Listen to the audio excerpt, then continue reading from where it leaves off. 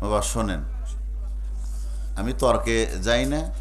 সিন্নি কি মানুষকে তাবারক দেওয়া, তাবারক দেওয়ার নিষেধ কিছু না, আল্লাহর অস্তিত্ব, মানুষ খাবে, দোয়া করে, মানুষকে খাওয়ানো ভালো জিনিস। আর মিলাদ শব্দের অর্থ নবীর জন্ম বৃত্তান্ত। আপনারও মিলাদ আছে, সবার মিলাদ আছে। তা নবীর মিলাদ মানে নবীর পৃথিবীতে শুকাবো। নবীর যদি মিলাদ না হয় তাহলে নবীর জীবন সিরাত এলো কেমন করে? নবীর জীবন বৃত্তান্ত মানে মিলাদ আলোচনা করা, এটা হলো সুন্নাত, কিয়াম করা মুস্তাহাব, এটা ভালো জিনিস। মিলাদও যার সিরাতও।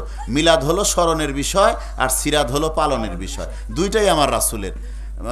নবীর সিরাতের আলোচনা করতে গেলে আগে মিলাদ থেকে শুরু করা লাগবে।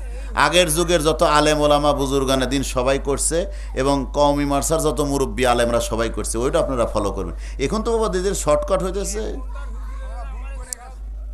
আপনারা ওরা আপনারা নিতে পারছেন।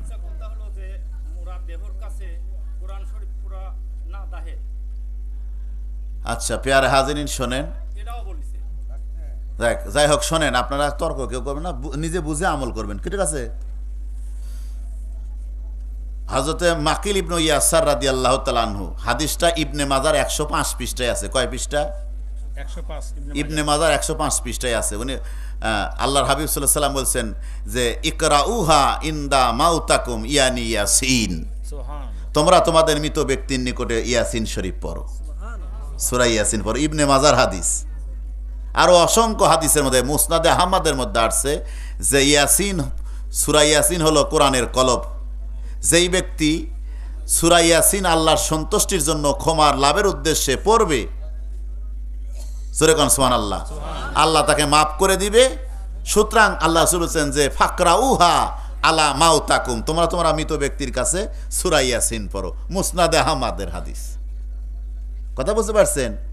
শুধু তাই নয়, আপনার ফাতোয়া আলমগীরের মধ্যে আছে ওয়া হুজুরু আহলুল খায়রে ওয়া সালাহে মারগুবুন ফিহি ওয়া ইস্তাহাব্বু কিরাআতু, কিরাআতু ইনদাহু ইয়াসিন। সুবহানাল্লাহ বলেন। কাযা ফি শারহিল মুনিয়াতুল মুসাল্লি লে ইবনে আমিরিল হাস।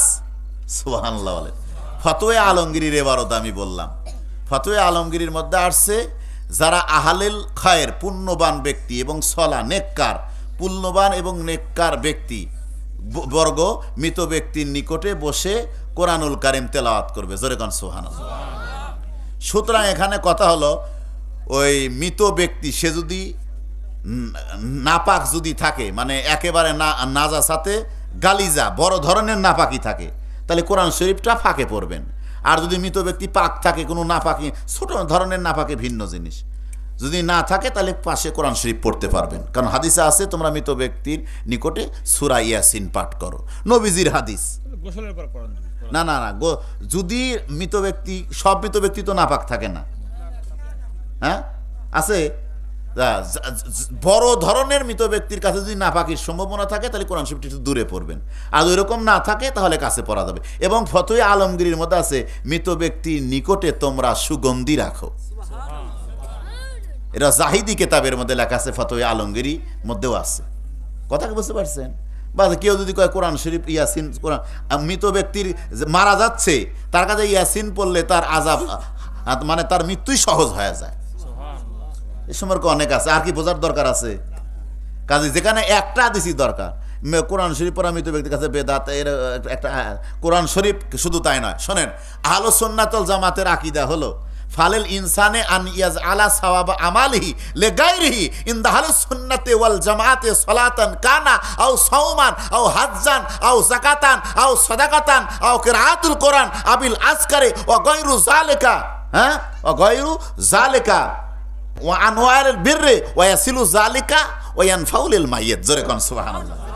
ইমাম তাহাতাবী রাহমাতুল্লাহ বলে আহলুস সুন্নাত ওয়াল জামাতের অভিমত, আমরা তো আহলুস সুন্নাত ওয়াল জামাত, সুন্নাত ওয়াল জামাতের অভিমত হলো মানুষের নেকের আমল, সেটা নামাজ হোক, রোজা হোক, হজ হোক, যাকাত হোক, সদকা হোক, কোরআন তেলাওয়াত হোক, যে কোনো প্রকার কল্যাণকর, ও আনোয়াইল বেররে ও ইয়াসিলু জালেকা, এরকম যে কোনো প্রকার কল্যাণকর ভালো কাজ হোক, এইগুলো আমল মৃত ব্যক্তিকে পৌঁছাবে এবং মৃত ব্যক্তি উপকৃত হবে। গণ সুবহানাল্লাহ।